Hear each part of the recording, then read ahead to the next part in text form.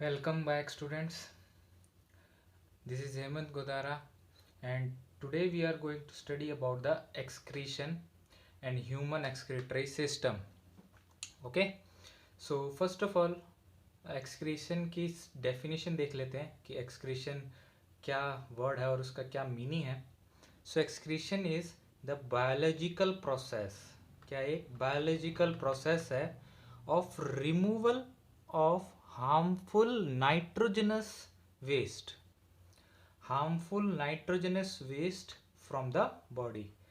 हमारी बॉडी में से या किसी ऑर्गेनिज्म की बॉडी के अंदर से बायोलॉजिकली रिमूवल होगा, निकाला जाएगा किसको? हार्मफुल नाइट्रोजनस जो वेस्ट है उनको बॉडी से एक्सपेल आउट कर दिया जाएगा, बाहर निकाल दिया जाएगा. अगर ऐसा होता है इस प्रोसेस को कहा जाता है excretion. Okay, so let us see कि कितने टाइप्स के होते हैं. दो टाइप्स के ऑर्गेनिजम्स मिलते हैं हमें, एमेनोटेलिक और यूरियोटेलिक ऑर्गेनिजम्स. एमेनोटेलिक ऑर्गेनिजम्स क्या होते हैं? On the basis of excretion के हिसाब से दो ऑर्गेनिजम्स में डिवाइड किया है हमने. तो ammonotelic, those organisms which excrete ammonia. Okay, वो ऑर्गेनिजम्स जो अपनी बॉडी से एक्सक्रीट आउट करें किसको? अमोनिया को. ऐसे ऑर्गेनिजम्स को कहा जाएगा अमेनोटेलिक, यानी अमोनिया एक्सक्रीट आउट करने वाले ऑर्गेनिज्म, अमोनिया. क्लियर है? इसमें एग्जांपल्स देखते हैं. Most of the aquatic animals, ज़्यादातर सारे के सारे कैसे होंगे? पानी में रहने वाले animals, aquatic animals. Bony fishes मिलेंगे इसमें, ऐसी फिशेस जिनके अंदर बोन्स होती हैं. Tadpole stage of frog, frog नहीं है, बस उसका टैडपोल स्टेज जो होता है वो क्या होता है? एमेनोटेलिक होता है उस स्टेज में. नेक्स्ट आता है ureotelic organisms, organisms which excrete urea. ऐसे ऑर्गेनिजम्स जो यूरिया एक्सक्रीट करें तो क्या कहेंगे उनको? यूरियोटेलिक. एग्जाम्पल्स देखते हैं इसका. इसमें टैडपोल स्टेज थी, इसमें फ्रॉग्स आ जाएंगे. तो फ्रॉग्स प्लस मैमल्स जैसे कि ह्यूमंस, बफेलो, काउ, ये सब तो mammals. And cartilaginous fishes. Cartilaginous fishes वो होती हैं जो फिशेस के अंदर कार्टिलेज भी हो. तो ये कनेक्टिव टिश्यू होता है, एक होता है हमारा बोन और दूसरी होती है कार्टिलेजिनस. तो कार्टिलेज भी होगी उन फिशेस के अंदर. ये सिर्फ बोन ही थी, इसके अंदर कार्टिलेज नहीं था, इसमें कार्टिलेज भी है. जैसे कि शार्क. तो शार्क आपने देखी हो तो शार्क के ऊपर एक हम्प सा बना हुआ था, इस तरीके से ऊपर हम्प होता है उसके. तो वो किसका होता है? वो कार्टिलेज का होता है. सो ऐसी फिशेस क्या होंगी? यूरियोटेलिक होंगी.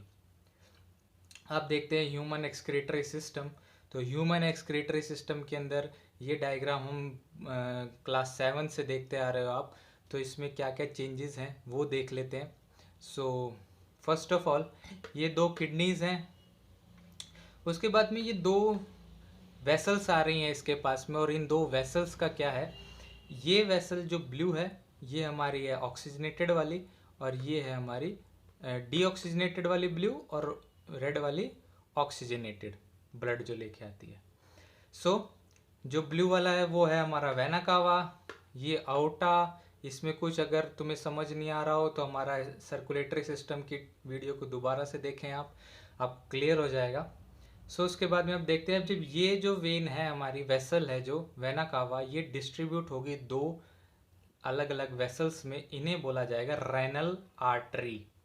तो रेनल आर्टरी वो होती है जो किडनी से एसोसिएटेड हो, उन सबको क्या बोलते हैं? Renal artery. या जो क्या करें? एक्सक्रीशन के काम में लगी होती हैं, उन ऐसी वेन्स को, वेसल्स को हम क्या बोलते हैं? रेनल. रेनल वर्ड आता है उसके साथ में. तो ये है रेनल आर्टरी, और ये जो रेड वाली हो जाएंगी ये हो जाएंगी रेनल वेन. क्लियर है? सो ये रेनल आर्टरी और रेनल वेन ब्लड लेके आती हैं इसके अंदर. इसके अंदर एक नेफ्रॉन होता है, एक एक्सक्रीटरी यूनिट है किडनी की, नेफ्रॉन, और वो आगे फंक्शन करती है. तो नेक्स्ट हम टॉपिक जो होगा हमारा, हम नेफ्रॉन को स्टडी करेंगे. सो क्विकली देख लेते हैं नेक्स्ट क्या है इसमें. नेक्स्ट ये है ureter. Okay,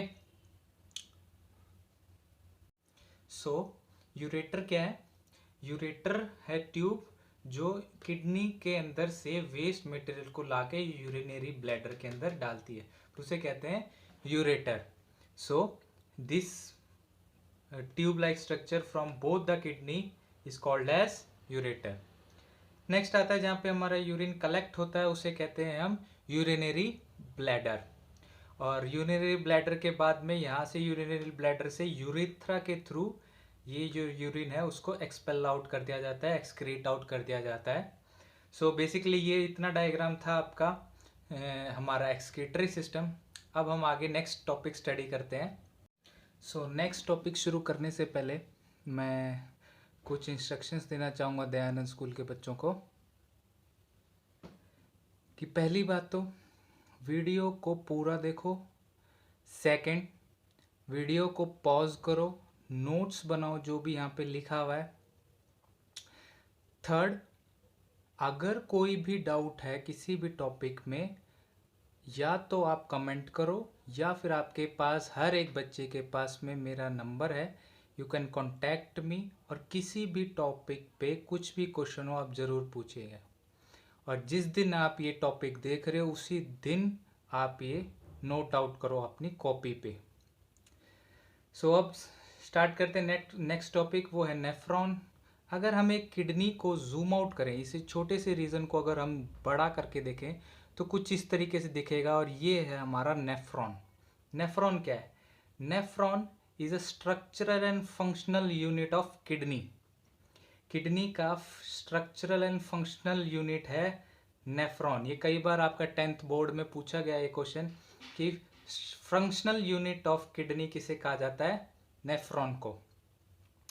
next, have network of blood vessels. तो ये जितना भी ब्लैक पोर्शन दिख रहा है ये है हमारा नेफ्रॉन. और इस नेफ्रॉन को आप ध्यान से देखोगे तो पूरे नेफ्रॉन पे एक नेटवर्क, एक जाल बिछा हुआ है ब्लड वेसल्स का हमारा. Next is each kidney have 1 million nephron. So हर एक किडनी के अंदर लगभग 1 मिलियन 10 लाख नेफ्रॉन्स अप्रॉक्सीमेटली होते हैं. एक नेफ्रॉन की अगर आप लेंथ की बात करो तो लगभग 3 सेंटीमीटर इसकी लेंथ रहती है. अब इसके पार्ट्स को देख लेते हैं. So first of all nephron का जो स्टार्टिंग होती है वो ये छोटे से, ये बीच में डॉट डॉट जो दिख रहा है इसे कहते हैं ग्लोमेरुलस. इस कप शेप स्ट्रक्चर को कहते हैं बाउमेन्स कैप्सूल. इस बाउमेन कैप्सूल के अंदर क्या होता है? ग्लोमेरुलस होता है. ग्लोमेरुलस के अंदर एंट्री होती है एक ट्यूब की, इसे कहते हैं रेनल आर्टरी. ये रेनल आर्टरी से ब्लड अंदर जाता है. ये जो ग्लोमेरुलस है, ये ग्लोमेरुलस एक्चुअल में एक तरीके का क्या है? छानने वाली एक जाली सी है जिसके अंदर प्रेशर से इसके ऊपर ब्लड पड़ता है, और ये जो ब्लड है वो जो छन जाता है वो प्यूरिफाई हो जाता है. वो प्यूरिफाई होके ही रेनल आर्टरी के थ्रू इसके बाहर आ जाता है. क्लियर है? सो ये इससे ब्लड अंदर जा रहा है, फिल्टर हो रहा है, और फिर ब्लड इससे बाहर आ जा रहा है. और जो भी फिल्ट्रेट हुआ है, जो भी वेस्ट मटेरियल था वो यहाँ पे रुक गया, वो अब इस ट्यूब के थ्रू पास आउट होता हुआ बाहर आ जाएगा. क्लियर है? सो फर्स्ट ऑफ ऑल पहला सेक्शन होता है इसका ग्लोमेरुलस प्लस बाउमेन्स कैप्सूल. दूसरा सेक्शन है इसका ये ट्यूबुलर पार्ट. यहाँ पे फोल्डिंग होती है इस तरीके से, और इसको ट्यूबुलर पार्ट कहते हैं. स्टार्टिंग कॉइलिंग होती है, उसके बाद में एंड में भी कॉइलिंग होती है. फिर ये बनता है यू शेप्ड स्ट्रक्चर, इसको कहते हैं हेनल्स लूप. ये हेनल्स लूप फिर एंड होता है किसमें? फिर से ट्यूबुलर पार्ट में, और ये ट्यूबुलर पार्ट फिर एंट्री हो जाती है इसकी कलेक्टिंग डक्ट में. यहाँ से कलेक्टिंग डक्ट से जुड़ी हुई होती है क्या? हमारी सारे के सारे नेफ्रॉन्स का 1 मिलियन नेफ्रॉन्स है, उन सभी का कलेक्टिंग डक्ट एक साथ इकट्ठा होके और यूरेटर्स के थ्रू कहाँ डाल देता है वो फिल्ट्रेट? यूरिनरी ब्लैडर के अंदर.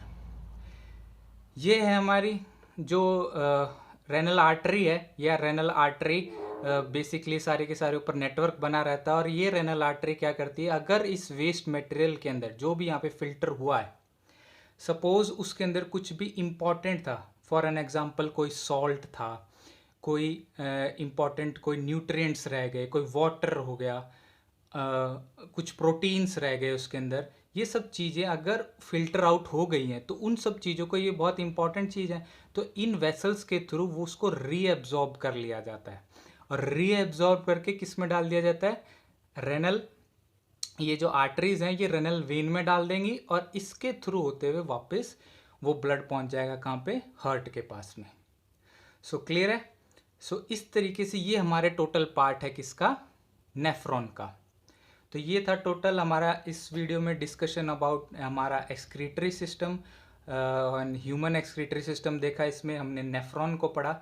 नेक्स्ट वीडियो में हम देखेंगे कि किस तरीके से नेफ्रॉन फंक्शन करता है, किस तरीके से इसके अंदर फिल्ट्रेशन होती है, किस किस चीज़ की फिल्ट्रेशन होती है।